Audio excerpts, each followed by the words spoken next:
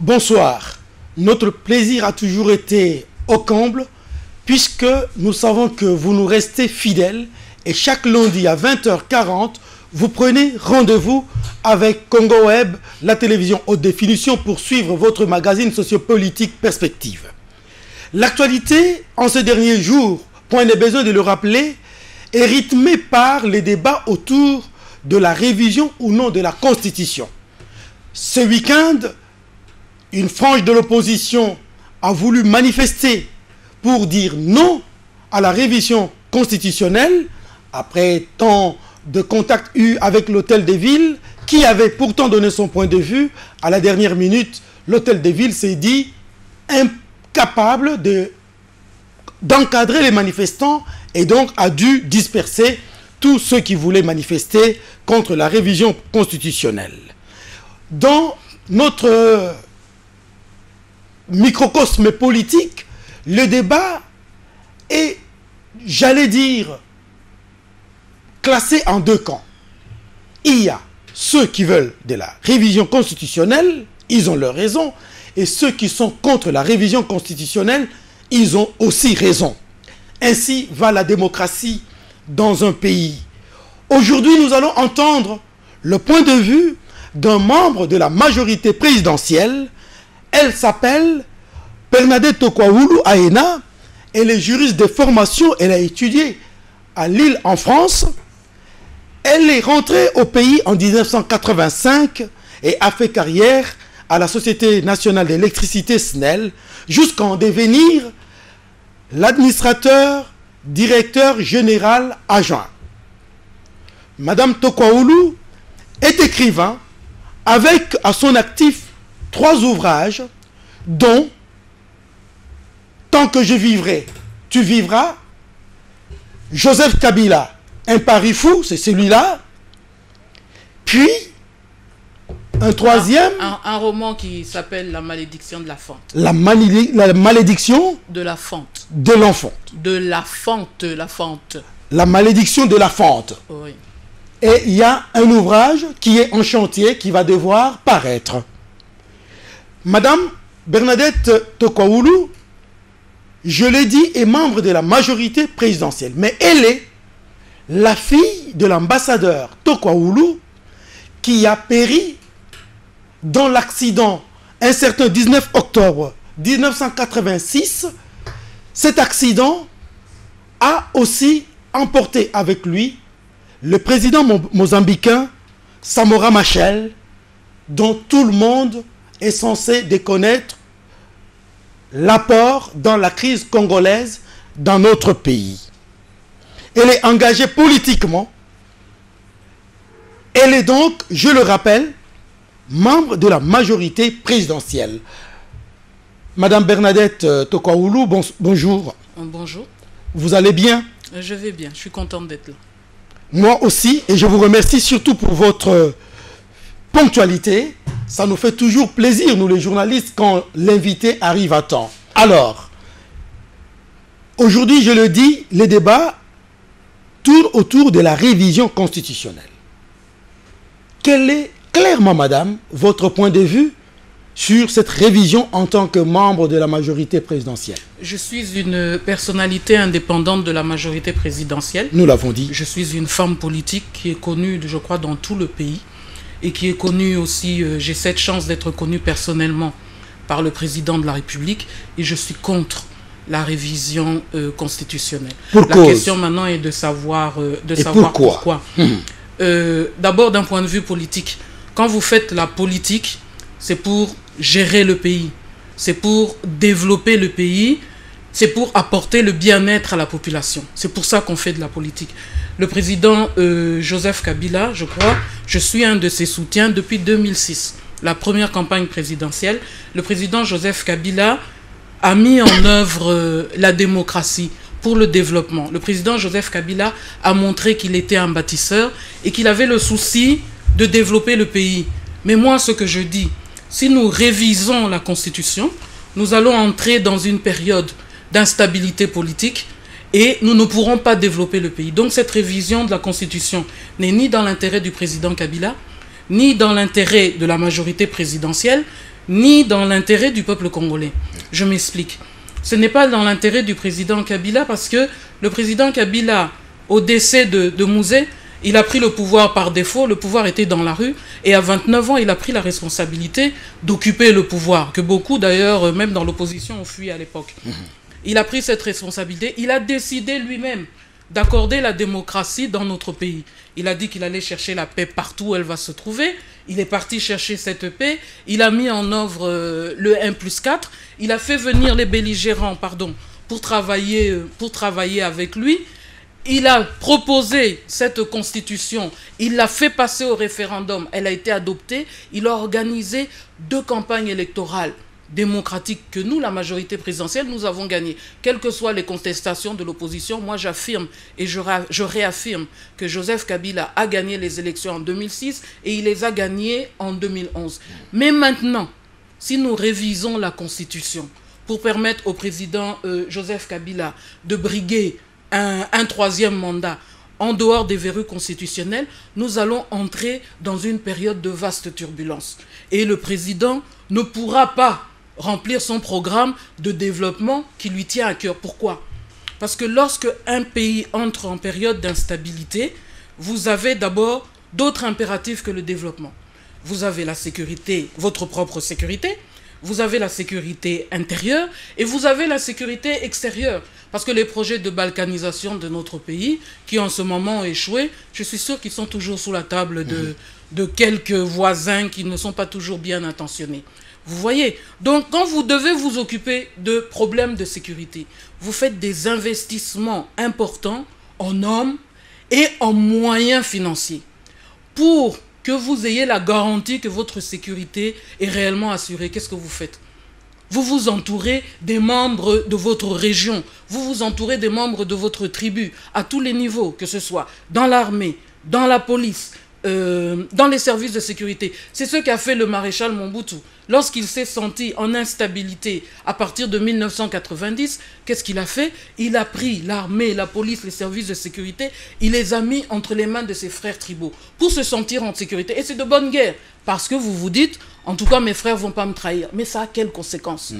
Ça a pour conséquence que vous avez le sentiment de sécurité, mais toutes les autres personnes qui sont subordonnées ont des frustrations. En plus de ça, ça développe aussi la corruption. Parce que vous devez mettre énormément de moyens dans ces services. Ça développe la corruption entre les mains d'un certain nombre de bénéficiaires.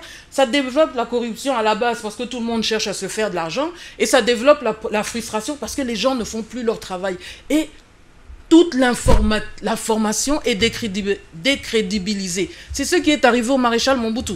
Alors, ensuite, Mouzé, il a eu qu'à souffler et le régime de Mobutu s'est écrasé comme un château de cartes. L'autre problème aussi, c'est que lorsque vous êtes en période d'instabilité politique, vous devez chercher la stabilité autour de la classe politique. La classe politique est en 2 camps. Il y a la majorité présidentielle, votre majorité, et de l'autre côté, il y a l'opposition. Mais pour que vous ayez cette stabilité, vous avez besoin d'hommes forts, et dans la majorité, et dans l'opposition. Qu'est-ce qu'un homme fort dans notre pays? Un homme politiquement fort est quelqu'un qui a une base. Je ne vous apprends rien quand je vous dis que toutes les bases de la plupart des hommes politiques, de la majorité même, sont tribales. Tous les hommes forts ont la force dans leur tribu. La plupart des députés d'abord de notre assemblée sont des élus par leur région et par leur tribu. Je salue tous ceux, particulièrement Kondé Vila Kikanda, qui est au Congo et qui est un élu du Kivu. Mais c'est vraiment une exception. Et il y a quelques fortes têtes qui sont élus de la ville de Kinshasa. Maintenant, quand vous vous basez sur des hommes forts, ces hommes forts-là, ces hommes forts tribaux, ils ont aussi leurs concurrents tribaux. Si Tokwaolu est un homme fort de la province orientale, Tokwaolu a des ennemis dans la province orientale. Pour les faire taire, pour qu'ils disent, oui, l'homme fort, c'est Maman Tokwaolu. Qu'est-ce qu'il faut faire? Il faut les financer. Il faut financer les autres pour qu'ils vous acceptent comme leader, parfois même pour que vous soyez intronisé chef coutumier. Il faut financer aussi ceux qui gardent les bases. Il faut financer les bases. L'argent vient d'où? L'argent vient de des caisses de l'État. Donc ça favorise la corruption. Et au lieu que l'argent soit destiné à la population, C'est destiné à autre chose. Pire encore, écoute mon frère. Allez-y. Pire encore, lorsque Tokwaolu est un homme fort, tribal, vous mettez Tokwaolu dans un ministère, vous la mettez à la tête d'une entreprise. Si Tokwaolu pille la caisse de l'entreprise, qu'est-ce que vous allez lui faire? C'est un pilier. C'est un pilier de votre stabilité. Vous n'allez pas la révoquer, vous n'allez pas la mettre à Makala. Donc, vous n'avez plus les moyens, en fait, de votre politique de développement. Vous n'avez même plus les moyens de servir le peuple. Vous devenez une sorte de distributeur des cartes entre l'opposition et la majorité, entre les hommes forts. Ceux qui sont servis sont contents, ceux qui ne sont pas servis passent dans l'opposition, changent de camp, commencent à hurler, etc. Allez, Madame Tokwaolu, je citais tout à l'heure quelques ouvrages que vous avez écrits, et dans cet ouvrage que vous avez écrit en 2001, vous dites ceci, je ne prends pas tout l'extrait, faute de temps, parce que je suis femme, je pense que notre pays a besoin d'institutions fortes, donc démocratiques, et non d'un homme fort, quel qu'il soit. Oui. Ça vous écrivez en 2001. Oui, vous savez, je peux aussi ajouter. Hein, oui, allez-y. Je veux bien prier pour que le Seigneur accorde une longue vie et une bonne santé au fils du président Kabila. J'ai ainsi une chance de vivre tranquille pendant de longues années. Mais après, mes enfants devront-ils subir un jour cette recherche perpétuelle d'un homme fort? Quel prix devront-ils payer à leur tour? Car les révolutions, quelle qu'elle soit leur justification, ont toujours un prix humain considérable. Là, c'était au moment où le président Kabila a accédé au pouvoir. Lorsque le président Kabila a dit « Je ne veux pas être un homme fort, je veux des institutions fortes », je l'ai suivi. Alors, dites-moi aujourd'hui, quand vous dites « On ne touche pas à la Constitution », puisque ce sont des cloches est entendues du côté essentiellement de l'opposition politique, est-ce que vous entrez dans la logique de ceux qui disent « touche pas à ma constitution » ? Je vais vous répondre. La réponse est oui, hein. Mais je vais d'abord continuer mon raisonnement. Allez-y. Je vous ai dit que la révision constitutionnelle n'était pas dans l'intérêt du président Kabila. Ça, vous l'avez dit. Mais j'ajoute, la révision constitutionnelle n'est pas dans notre intérêt, nous, la majorité présidentielle. Et pour cause? Pourquoi? Parce que lorsqu'il y a une période d'instabilité, le chef de l'État est obligé d'aller chercher la stabilité. Il va la chercher où? Il va la chercher dans l'opposition. Vous comprenez? Il va chercher dans l'opposition parce que si tout est instable, on cherche maintenant à faire un gouvernement d'union nationale. Un gouvernement d'union nationale, c'est un gouvernement où vous prenez un premier ministre de l'opposition et qui prend aussi ces hommes de l'opposition parce qu'en tant que premier ministre, il veut qu'au poste clé, il y ait ces hommes parce que lui a un défi à relever en tant que premier ministre de l'opposition qui sera peut-être un futur candidat à la présidentielle. Donc, nous, les hommes de la majorité présidentielle, quand je dis hommes, hein, c'est générique, générique, homme générique. Nous, les hommes de la majorité présidentielle, nous allons nous retrouver où? Nous allons nous retrouver au bord de la route, en train de chanter le Njalelo, et puis en train de regarder l'opposition travailler avec notre président de la République. Je vais vous en donner une seule démonstration. Une seule démonstration. Allez-y, madame. Après les élections de 2011 que nous avons gagnées, l'opposition a fait accroître l'idée que le président n'était pas légitime, qu'il n'avait pas gagné les élections. Vous m'avez entendu répondre à son éminence, le cardinal, tout à fait, qui avait parlé de ce problème. Je crois que je suis monté fortement au créneau pour dire non, le chef de l'État est légitime. Maintenant, avec toute cette contestation, qu'est-ce qui s'est passé? Qu'est-ce qui s'est passé? Pour calmer le jeu, on a dit, on va faire un gouvernement de technocrates. C'était la première étape. Un gouvernement de technocrates, ça veut dire tous les hommes forts de la majorité présidentielle doivent s'effacer. Tous les chefs de la majorité présidentielle doivent s'effacer. Ils ne gouvernent pas depuis 3 ans. Pourquoi? Parce qu'il y a une instabilité politique qui a été créée par l'opposition. Ils ne gouvernent pas depuis 3 ans. Il y a 2 hommes forts. Seulement 2 hommes forts de cette majorité qui sont au gouvernement. Vous avez Raymond Tshibanda de ULDC et notre ministre de l'Information, Lambert Mende, qui est aussi chef de son parti. Ce sont les 2 hommes, parmi les hommes forts du régime, ce sont les 2 qui tiennent en main hein, des postes de gouvernement. Pourtant, tous les autres, moi-même, nous avons vocation, nous voulons gouverner. Mais ce n'est pas possible. Attendez, papa. Allez-y, madame. Allez-y. Mais ce n'est pas possible. Qu'est-ce qui s'est passé au niveau de l'Assemblée nationale? Au niveau de l'Assemblée nationale, nous avions M. Évariste Bochab, qui est le secrétaire général du PPRD. Je crois qu'après le président Kabila, l'homme fort du PPRD, c'est M. Évariste Bochab. Mais qu'est-ce qu'on a fait? On a enlevé, toujours dans un souci d'apaisement, on a enlevé M. Évariste Bochab du perchoir de l'Assemblée nationale, on l'a mis sur le banc avec les autres, et on a pris un cadre moyen du PPRD, qui est M. Aubin Minakou, et on l'a mis président de l'Assemblée nationale. Quand je dis cadre moyen, oui, ça veut dire quoi? Quand je dis cadre moyen, il n'y a pas de dénigrement. Rappelez-vous, je suis un gestionnaire. Dans les entreprises publiques, il y a les cadres supérieurs, les cadres moyens, les cadres subalternes, et puis les agents. Donc, il n'y a pas de dénigrement. Maintenant, au niveau du PPRD... n'est pas un cadre moyen, madame. Écoutez, au niveau du PPRD, il y a Monsieur Aubin Minakou, vous avez des hommes forts comme Moïse Katumbi, vous avez des hommes forts comme Théophile Bemba, vous avez beaucoup d'hommes forts au niveau, et moi j'ai été surprise parce que Monsieur Aubin Minakou, je ne le connaissais pas, et je fais partie de la majorité présidentielle.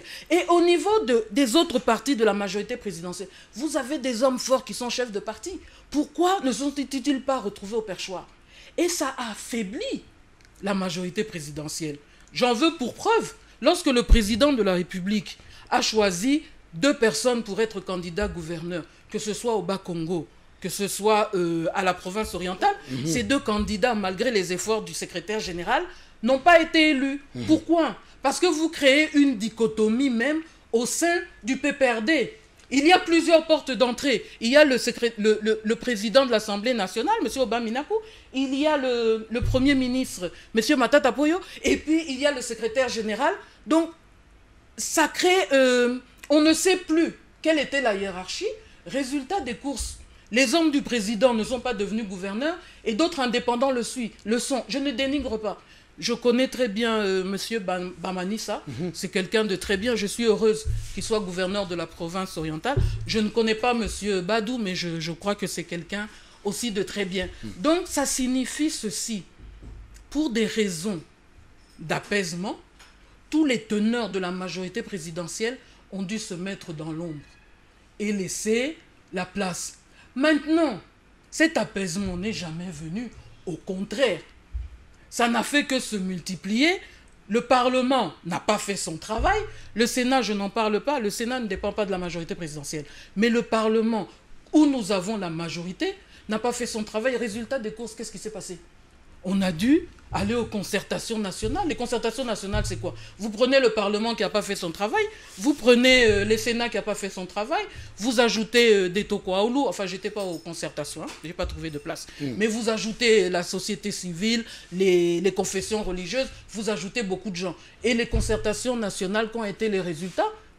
Nous ne les avons pas connus. Mais il y a un moment où il aurait fallu recentrer les choses. Il aurait fallu prendre un teneur de la majorité présidentielle, un chef de parti de la majorité présidentielle et le mettre à la tête du Parlement. Répondez-moi clairement, Madame Tokoaoulou.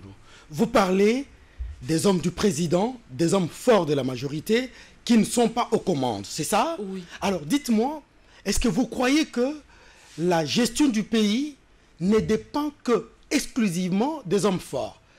Que diriez-vous par exemple de Matata? C'est un cadre moyen ou un cadre supérieur? Bon, écoutez, il y a deux types de personnes aux commandes de la gestion d'un pays. Il y a les politiques, il y a les technocrates. Il y a d'autres qui ont la chance d'être à la fois technocrates et politiques. Lorsque, en début de mandat, on fait un gouvernement plus technocrate, on fait un gouvernement technocrate, en début du mandat du président, en 2011, moi aussi j'étais d'accord. Vous comprenez? Parce que j'ai la possibilité de toujours pouvoir donner mon avis à très haut niveau. J'étais d'accord. J'ai dit il faut un gouvernement technocrate. Mais à partir du moment où l'apaisement n'est pas venu, mais au contraire, les difficultés n'ont fait que de se multiplier et qu'on a fait 3 ans, 2 ans, en disant qu'on va changer de gouvernement et sans le faire, en cherchant une cohésion nationale, je crois qu'à ce moment-là, il fallait recentrer et chercher un chef de gouvernement politique. Mais, entre politique et technocrate, ce n'est pas une question de compétence. Vous comprenez? Parce que dans notre pays, je connais la plupart des dirigeants, qu'ils soient politiques, qu'ils soient technocrates, ils sont très compétents et l'intelligence est quelque chose de très bien partagé dans notre pays. Non, c'est une question maintenant de vision. Quelle est la différence entre un politique et un technocrate? Le technocrate fait ce qu'on a fait maintenant, c'est-à-dire qu'on a stabilisé le cadre macroéconomique. Ce qui est bon. Ce qui est très bon. La Banque mondiale a applaudi, le Fonds monétaire international a applaudi, le taux d'inflation maîtrisé. Est maîtrisé. On paye les fonctionnaires, on a bancarisé et les fonctionnaires et la police, etc., etc. Donc, tout est positif. Les technocrates sont satisfaits, la Banque mondiale est satisfaite, le Fonds monétaire international est satisfait. Et nous, les politiques, est-ce que nous sommes satisfaits? La question est, quelles sont les retombées de notre succès? Parce que nous avons un taux de croissance de 8%. Quelles sont les retombées de ce taux de croissance de 8% sur la population? Le chef de l'État lui-même a fait un constat malheureux sur la population. Alors, madame, clairement, excusez-moi, vous êtes venu parce que vous devez donner clairement votre point de vue à l'opinion. Quand vous dites qu'il s'est posé un problème de vision, n'appuyez-vous pas indirectement ceux qui disent que le grand problème de notre pays, c'est un problème de leadership, c'est un problème de vision. Et donc, le naufrage que vous décriez aujourd'hui, c'est comme vous êtes juriste, en droit on dit personne ne peut se prévaloir de ses propres turpitudes. Est-ce que ce n'est pas ça? Papa, je n'ai pas décrié un naufrage, je n'ai pas dit que nous avons échoué. Mais vous avez dit que on aurait pu placer des politiques, des gens qui ont des visions. Cette vision-là, vous constatez qu'elle n'existe pas. Écoutez. Oui. Maintenant, je vous ai dit ce qu'ont fait les technocrates. Et j'applaudis, je dis c'est bien. Mais maintenant, je vous dis pourquoi il faut un politique à la tête du gouvernement. Maintenant, je vais vous dire quelle est la différence. Allez-y. Le technocrate a un budget de 3 milliards de dollars. L'an. Avec le budget de 3 milliards de dollars, il fait des routes, il fait des ponts. On a fait des routes, on a fait des ponts. Je dis pas que le budget est 3 milliards, je ne donne pas des chiffres exacts. On a construit des écoles, on a construit des hôpitaux, on a arrangé des aéroports. On a fait beaucoup de choses. Il y a même actuellement le ministre de... Comment il s'appelle? Maker Mongo, de l'éducation. Le ministre de l'éducation qui a augmenté la quotité pour les enseignants. Il y a le ministre Maker qui maintenant donne les diplômes d'État en temps réel. Parce que nos enfants sont partis étudier. Ils n'avaient pas de diplôme. Ils avaient pour qui de droit et des histoires comme ça. Maintenant, le ministre Maker a fait ça. Donc, je ne dis pas qu'on a échoué. Mais je dis... Si vous mettez un politique à la tête du gouvernement, qu'est-ce qu'il fait? Vous aviez 3 milliards et vous avez fait des routes, ainsi de suite, des infrastructures. Avec une meilleure gestion, en récoltant les impôts, etc., vous avez 1 milliard supplémentaire. 4 milliards. Vous avez maintenant 4 milliards. Que fait les technocrates? Qu'a fait le technocrate? Oh, mais c'est fantastique. On va multiplier les routes, on va multiplier les hôpitaux, on va aller encore beaucoup plus loin dans la révolution de la modernité. Tout le monde est content. Effectivement, vous regardez la ville, tous les gens qui étaient partis depuis longtemps disent « Ah, wana ekomi poto ». Il y a même des gens qui disent « Ça, c'est New York, ça, c'est Washington, ça, c'est Miami ». Ça, Paris, c'est Londres, le technocrate. Tandis que le politique va dire « Bon, avec 3 milliards, on avait déjà fait tout ça. On prend le milliard supplémentaire, on augmente les salaires des fonctionnaires, on augmente des salaires de la police, etc. Ça entre dans le cadre de la croissance. Les technocrates ne peuvent pas faire ça, vous pensez? Mais pourquoi il ne le fait pas?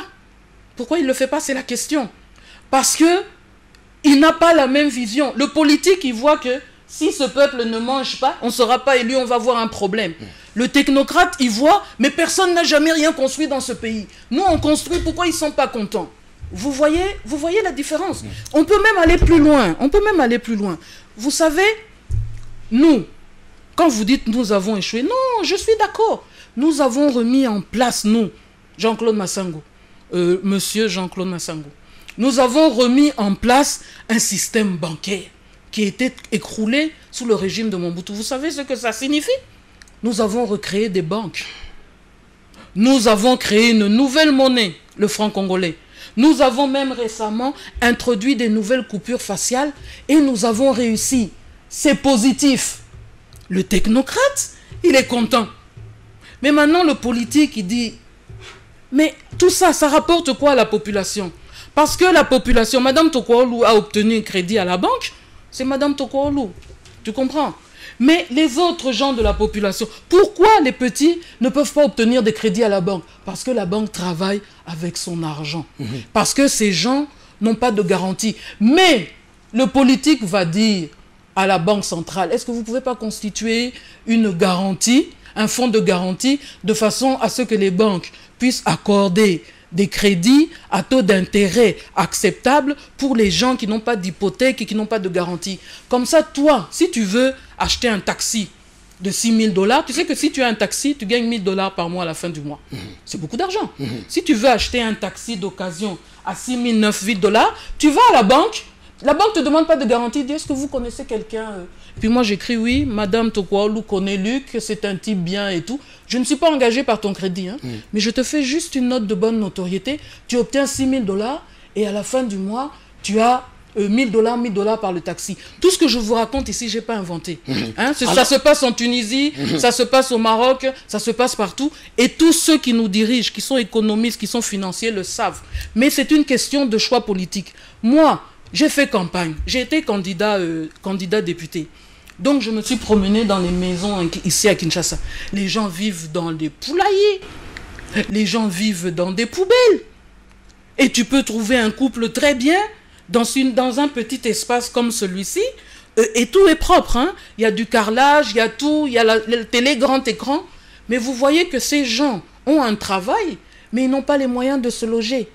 Qu'est-ce qui empêche une politique responsable et visionnaire de décider que nous devons faire accéder, nous devons permettre à des sociétés privées de construire des logements, que tous ces gens qui ont un travail et des moyens puissent avoir ces logements à 25, 35 000 $ et qui, par l'intermédiaire de leur banque, c'est possible, c'est une question de volonté. Et c'est ce que moi j'attends d'un gouvernement qui doit nous emmener jusqu'à 2016 et avoir de résultats. C'est pour ça que je souhaite ceci.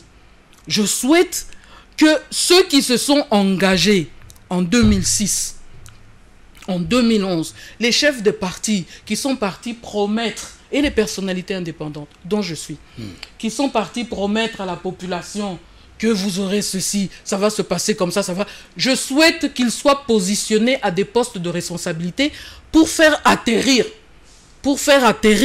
le mandat du président Joseph Kabila en 2016 et être fiers de pouvoir produire un bilan. Parce que si ça continue comme ça, qu'est-ce qui va se passer?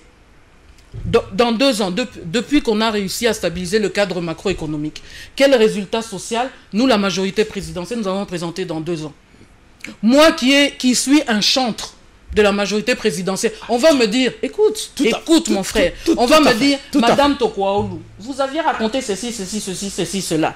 Et alors, je vais répondre quoi? Non, en tout cas, ce sont d'autres qui ont travaillé, etc. Maman Lukiana, qui a mobilisé toutes les femmes de la Tiangou et qui sont portées disparues, qu'est-ce qu'elle va dire? Elle n'a plus de compétences. À partir du moment où vous avez fait décoller l'appareil de la majorité présidentielle, j'estime que vous êtes en droit de le faire atterrir. Et pourquoi c'est important? C'est important parce que lorsque vous travaillez, parmi ces gens qui travaillent, demain, il y aura le successeur du président Joseph Kabila. Quand j'entends dire, il n'y a personne pour succéder au président Kabila, je me dis, mais toutes ces sommes d'intelligence qu'il y a, ils ne peuvent pas s'ignorer quand même. Est-ce que le PPRD ne connaît pas M. Bochab? Vous ne connaissez pas au PPRD le gouverneur du Katanga, Moïse? Vous ne connaissez pas Jean-Claude Massango? Vous ne connaissez pas Raymond Chibanda? Vous ne connaissez pas Lambert Mende? Vous ne connaissez pas Pierre Lumbi, qui lui a eu le courage de se lever et de dire la révision constitutionnelle, en tout cas, je ne suis pas pour. Parce qu'il faut avoir la volonté de diriger. Vous ne faites pas de la politique pour être assis et danser le Njalelo, comme à l'époque de Mobutu, vous vous souvenez, parce qu'on a dansé, hein, Njalelo, Kumbanzi, Langaye. Non. Nous avons évolué. On ne danse pas le Njalelo, on veut arranger le pays. Le chef de l'État a commencé la démocratisation. Nous avons cette vision, nous suivons cette vision. Nous voulons poursuivre. Si nous révisons la Constitution, ça signifie quoi? Ça signifie que nous sommes des gens qui déclarons forfait avant le match. Nous avons peur de quoi? Exactement. De ne pas être élus. Oui. Et qui vous dit qu'on ne sera pas élu? Oui, mais vous avez peur du fait que vous avez dit que sur le plan social, vous n'avez rien fait et que vous fuyez la sanction populaire. Et vous pensez qu'en 2 ans, on ne peut rien faire? Vous pensez que si aujourd'hui, le président Kabila et le Premier ministre dit qu'ils mettent en place une garantie bancaire pour les banques et qu'une société, en 2 ans, va construire 30 000 logements et que tous les jeunes qui sont dans les banques, qui sont dans les maisons de télécommunications, qui sont dans les entreprises comme vous-même, qui ont un salaire, vont pouvoir habiter dans la maison, vous êtes sûr qu'on ne peut pas le faire? Si le président Kabila décide aujourd'hui, on fait un pont jusqu'à Brazza, il va se faire. Hein? Allez, Madame Tokwaoulou, il y a certains cadres de votre propre majorité qui disent que si Kabila partait, l'édifice AMP va s'écrouler. Vous n'êtes pas de cet avis-là? Non, je connais les cadres de la majorité présidentielle. Vous en avez cité quelques-uns, mais est-ce qu'ils ont ce pouvoir fédérateur? Est-ce qu'ils peuvent arriver à unir autour d'une même table? Encore que, madame, votre majorité présidentielle, c'est de la Macédoine. Il y a là les lumumbistes, il y a les kabylistes, comme vous, j'espère, et il y a les républicains qui, idéologiquement, ne partagent pas la même vision politique que vous. Si Kabila partait, est-ce que votre case ne va pas s'écrouler? Bon, d'abord, vous devez savoir que au niveau de la majorité présidentielle, j'ai la chance de connaître presque, je crois, hein, presque tous les cadres, les hauts cadres de la majorité présidentielle. Pas forcément particulièrement, mais j'ai eu la chance de parler à certaines occasions. J'ai eu la chance de parler avec eux. Ce sont des personnes qui sont compétentes, qui sont capables. Et je suis sûr que parmi nous, toutes ces personnes, il est possible de se fédérer autour d'un candidat. Mais encore faut-il que ce candidat-là ait l'assentiment du président Kabila. Parce que qu'est-ce qui rassemble? Il a dit qu'il n'avait pas de poulain, il n'avait pas de successeur, et que, par rapport à sa succession, lui-même ne dit rien. Qu'est-ce qui rassemble tous ces gens? C'est le président Joseph Kabila. Et tous ces gens ont des compétences. Je peux vous dire ceci, hein. Je peux vous dire ceci. Dans la majorité présidentielle, vous dites que c'est une Macédoine. Non. C'est extrêmement clair et suffisamment structuré. Vous avez d'abord les kabylistes de Mouzé. Ce sont tous ceux qui sont venus avec Mouzé, qui sont venus avec un programme révolutionnaire qui a été interrompu par l'assassinat de Mouzé. Ils sont là, ils sont derrière le président Kabila. Vous avez ensuite les kabylistes le PPRD et le MSR, qui sont des partis qui ont été créés pour accompagner le président Kabila dans son action. Et ils l'ont accompagné depuis le début de sa prise de pouvoir. Ensuite, vous avez les partis de l'alliance de la majorité présidentielle. Ce sont des partis qui, eux, sont venus rejoindre Kabila au moment de la démocratisation pour que le pouvoir du président Kabila ne soit pas monolithique, kabiliste contre kabiliste. Et dans cette alliance de la majorité présidentielle, vous trouvez l'arc d'Olivier Kamitatou, vous trouvez l'ULDC un fugitif du MLC. Oui, l'ULDC donc républicain par essence. L'ULDC de Lambert Mende, non, l'ULDC de Chibanda, le parti de Lambert Mende, vous trouvez le parti de Ndundu dans l'alliance. Vous avez les transfuges du MLC, vous avez d'anciens UDPS, vous avez des Mobutistes, hein, vous avez d'anciens UDPS, vous avez des Mobutistes, etc. Vous avez à peu près tout le monde. Et je suis certaine... C'est ce que j'appelle la Macédoine. Et je suis certaine que si le président Kabila mettait tous ces hommes et ces femmes en position de gouverner, en position de montrer leur capacité, je suis certaine que cette majorité pourrait trouver un candidat à présenter en 2016. Je suis certaine que nous pouvons nous entendre là-dessus. Très bien. Madame Tokaoulou Aïna, vous savez, votre plus grand malheur, c'est quoi? Vous êtes tombé dans les dictons où l'on dit en latin, je le dis en français, les paroles s'envolent, les écrits restent. Et vous, vous êtes là. Oui. J'ai lu votre ouvrage ici, que vous avez édité aux éditions Cœur d'Afrique en 2010 à Paris. Oui. Et vous dites ceci en page 90, Madame Tokaoulou.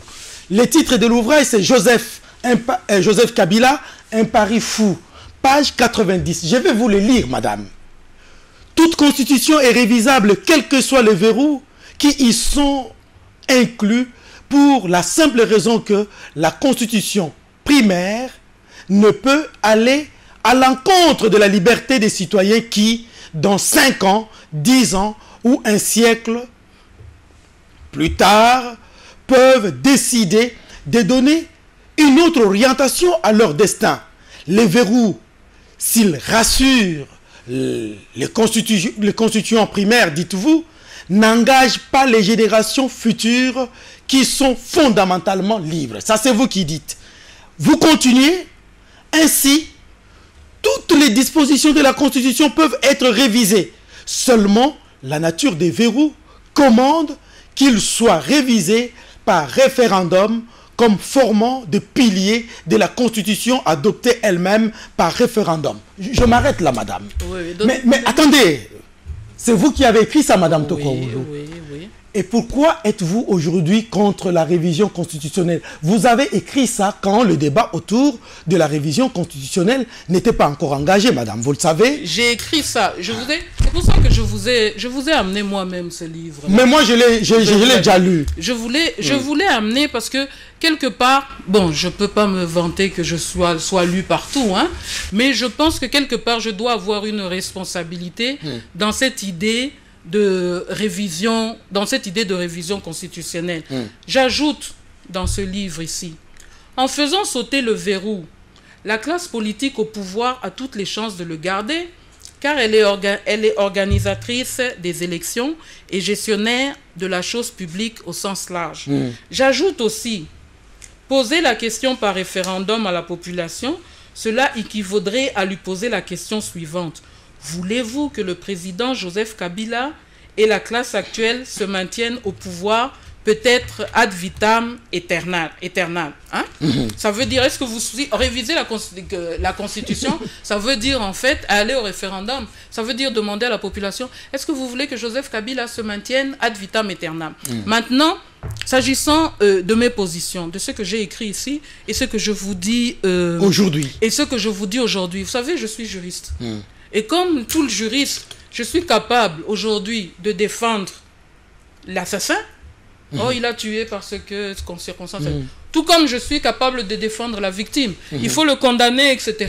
Et le juge peut me donner raison. Quand j'ai dit que toute constitution est révisable, c'est vrai. Oui, c'est vrai. Toute constitution est révisable. On peut déchirer et faire une croix sur tout ce qu'on a fait et ce qu'on a adoré. La vraie question, et dans mon livre, je dis, est-ce que nous pouvons nous imposer sur les générations futures? Ça pose aussi une question. Nous qui avons fait cette constitution, est-ce que nous pouvons nous imposer sur les générations futures? Ça veut dire, à contrario, est-ce que nous pouvons revenir sur ce que nous avons nous-mêmes fait? Alors je dis, oui, la constitution peut être révisable, mais la constitution, c'est aussi un engagement que nous, on a pris. Est-ce que nous pouvons revenir sur notre engagement? S'agissant maintenant des générations futures, bien sûr qu'ils pourront faire ce qu'ils veulent. Mais nous devons leur apprendre qu'en fait, s'il y a ce verrou, c'est que nous voulons qu'il y ait toujours alternative et alternance. Parce que c'est par l'alternative et l'alternance qu'il y a la démocratie. Alors vous allez dire, elle dit ça aujourd'hui parce qu'elle n'est pas à la gestion de la chose publique. Ça va venir, madame. Ouais, bon. Ça va venir. Mais est-ce que vos écrits ne vous mettent pas mal à l'aise aujourd'hui? Non, alors, je les assume complètement. Alors vous, madame Tokaoulou, vous l'avez dit en passant tout à l'heure, l'opinion vous connaît aussi comme étant une cantatrice du kabylisme, et vous l'avez avoué. Puis, les propos que vous tenez aujourd'hui, est-ce que vous avez pleine conscience que, sur le plan intellectuel, vous êtes inconstante? Vous savez, vous parlez du plan intellectuel. Oui. Moi, je vous... Et sur le plan, j'allais même dire politique, parce que quand vous dites qu'il faut réviser, qu'il ne faut pas réviser la Constitution aujourd'hui, alors que vous étiez un peu en avance en proposant... Non, je n'ai pas proposé. Non, je n'ai pas proposé. Mais vous n'allez pas limiter notre grille de lecture par rapport à ce que vous avez écrit. Parce qu'on peut prendre ces écrits-là pour défendre aujourd'hui la modification de la Constitution. Et c'est ce qu'ils sont en train de faire. Alors, donc, vous, Madame Tokwaoulou, est-ce que vous ne trouvez pas quelque part, parce que vous avez été la plus incisive à vous attaquer en la personne du cardinal, l'une des plus incisives, allais-je dire, vous ne trouvez pas que quelque part, votre passé vous rattrape et qu'aujourd'hui, vous pouvez taper la coulpe, que non, je suis allé trop loin, peut-être ces gens-là avaient vu avant moi ce que je n'avais pas vu. Bon, il faut pas tout mélanger. Hein. Le problème du cardinal, ce n'était pas la révision de la Constitution. Non, c'était les élections. Le problème du cardinal, c'était de dire que Joseph Kabila n'avait pas gagné les élections. Bon, moi... Et que par futurisme, cela risquerait de créer un dictateur qui ferait mal au pays. Non, moi je suis pas allé, j'ai pas entendu le cardinal dire ça. Ce que moi j'ai entendu, c'est que Joseph Kabila n'a pas gagné les élections. Et moi, je signe, je persiste. Joseph Kabila a gagné les élections. Bon, les propos que j'ai tenus vis-à-vis de cardinal étaient très forts, étant donné que c'est une haute autorité de l'Église catholique. Je crois qu'il m'a pardonné la virulence de mes propos. Le jour où j'ai eu des problèmes, j'ai fait un SMS au cardinal, j'ai dit priez pour moi. Alors il m'a dit mais ma fille, il n'y a pas de problème, je vais le faire. Mais d'un autre côté, j'en ai payé le prix parce que au sein de l'Église... Est-ce qu'expressement vous lui avez présenté quand même quelques excuses? Non, je le ferai le jour où je penserai que je dois le faire, j'en sentirai le besoin. Parce que d'un autre côté, j'en ai payé le prix dans l'exercice de ma religion. J'ai été interpellé par le curé de la paroisse qui m'a dit « Madame, vous avez blessé l'église. » Et depuis ce jour, je n'ai plus mis les pieds dans une église catholique dans mon pays. Je le fais à l'étranger, je vais dans l'église à l'étranger. Et ça m'a fait mal parce que je pense que personne n'avait le droit de me juger pour mes positions. Oui, mais le cardinal vous a déjà pardonné. Oui, le cardinal, il ne peut que me pardonner, c'est un prêtre. Mais personne au sein de mon église pouvait me juger pour mes positions. J'ai même un ami de la SNEL qui est décédé malheureusement, qui m'a dit « Ouais, vous les catholiques du pouvoir ». J'ai été vraiment très très blessé. Mais revenons Madame, ici. Très rapidement, il nous reste moins de 5 minutes. Il vous reste moins de 5 minutes. Oui. Revenons ici. D'abord, oui. j'ai dit ici que toute constitution peut être révisée, etc. Mais en faisant sauter le verrou, c'était pour garder le président Kabila au pouvoir. C'est très honnête, c'est clair, c'est net. Alors personne ne peut le nier. Mais la question, je crois que j'ai évolué. J'ai évolué pourquoi? J'ai évolué parce que je me suis retrouvé au bord de la route en regardant la population. Quand vous êtes aux affaires, vous êtes dans une sorte d'élitisme, vous êtes des élites et vous pensez que vous pouvez rendre le peuple heureux malgré lui, que vous pouvez arranger les choses, que vous êtes en bonne voie pour arranger les choses. Et moi, je me suis retrouvé au bord de la route. D'abord, je vous dis, moi, je suis monté sur la montagne du Sinaï. Et c'est pas une image. Je suis vraiment monté sur la montagne du Sinaï en Égypte pour voir ce que Moïse avait vu là-bas. Entre autres problèmes personnels, j'ai demandé sur cette montagne du Sinaï, Seigneur, accorde-moi de travailler pour mon pays. En pensant que je voulais devenir PDG de la SNEL. Mais j'ai demandé de manière générique parce qu'on ne va pas voir Dieu pour lui dire donnez-moi 10 000 $. Donc j'ai dit accorde-moi de travailler pour mon pays. Et ça, c'est un autre témoignage. Et vous savez ce qui s'est passé après que, en tant que DG, je suis monté sur la montagne du Sinaï. J'ai été enlevé de mes fonctions. Tout à fait. Et quand j'ai été enlevé de mes fonctions, je me suis trouvé au bord de la route. Au niveau même de la SNEL, on ne m'a pas donné de bureau, on ne m'a pas donné de table, on m'a donné ça depuis 3 mois. Mais j'ai fait 3 ans à venir pointer, sans bureau, sans table, ni rien, à me demander chaque jour, qu'est-ce qu'il faut faire? Donc j'ai compris les gens qui sont au chômage, qui se disent, qu'est-ce qu'il faut faire? J'ai marché, j'ai fait du sport dans la rue, les populations m'interpellaient. Moi, Madame Tokwaoulou, je n'ai pas de travail. Moi, Madame Tokwaoulou, je vends des mouchoirs, mais on m'interdit de vendre des mouchoirs. Moi, Madame Tokwaoulou, j'aimerais bien avoir un taxi, mais je n'ai pas de crédit. Mais vous savez, quand Dieu vous met face à face avec la population. Face à la réalité. Face à la réalité. Tout à fait. Et il vous fait rencontrer que vous pensez bien faire, mais en bas, vous pensez bien faire, mais en bas, les gens sont en train de souffrir. Si vous n'êtes pas capable de dire stop, sauvons la démocratie et continuons d'une autre façon, alors je ne sais pas, Dieu, vous ne l'entendez pas. Très rapidement, madame, je vous en prie, en 2 mots. Est-ce que ce propos, ces discours changés, n'est pas le fait que, malgré vos prières, vos montées sur Sinaï, on vous a mis de côté? Est-ce que vous n'êtes pas une âme frustrée? Est-ce que vous n'êtes pas une actrice politique qui attendait quelque chose qu'elle n'a pas reçu et elle se retourne? Bon, je crois que vous avez lu mes livres. Hein? Oui. Vous avez lu les 2. Oui. Vous savez que quand on écrit, hein, quand on écrit, on est quelqu'un qui prend le temps de penser, on n'écrit pas simplement pour fantaisie. Ça peut être aussi une catharsis. Vous savez, les gens pensent aussi que vous êtes comme eux. Alors, si eux pensent qu'être PDG, être DGA, c'est très important. S'ils pensent qu'avoir de l'argent, c'est très important, ils vont dire, ouais, elle est frustrée parce qu'elle n'a pas de poste. Mais si vous pensez que quelqu'un qui peut écrire autant, hein, puisse vraiment croire à ce qu'elle fait, même quand elle dit, stop, ça suffit, sauvons la démocratie et continuons, parce que si nous continuons comme ça, nous n'allons pas sauver la démocratie et que parce que Dieu l'a mis au bord de la route, bah écoutez, vous ne pouvez pas refuser, les expériences que Dieu vous donne. Très bien. Maintenant, si j'avais été DGA, est-ce que j'aurais compris tout ça?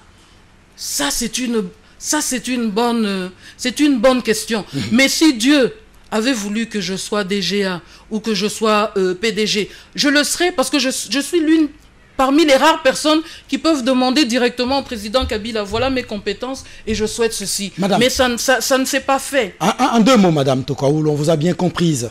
Est-ce que,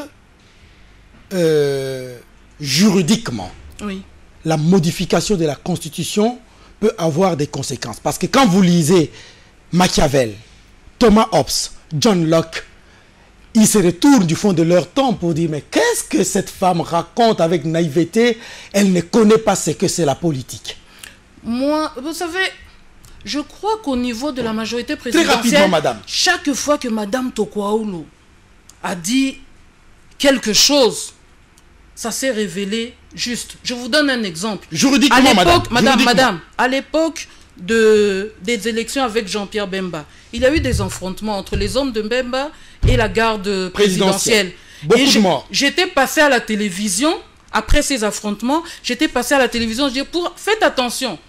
Le chef d'état-major est venu nous dire qu'il y a des hommes dans ce pays qui n'obéissent pas à l'état-major. Il faut désarmer ces hommes. Qu'est-ce qui s'est passé?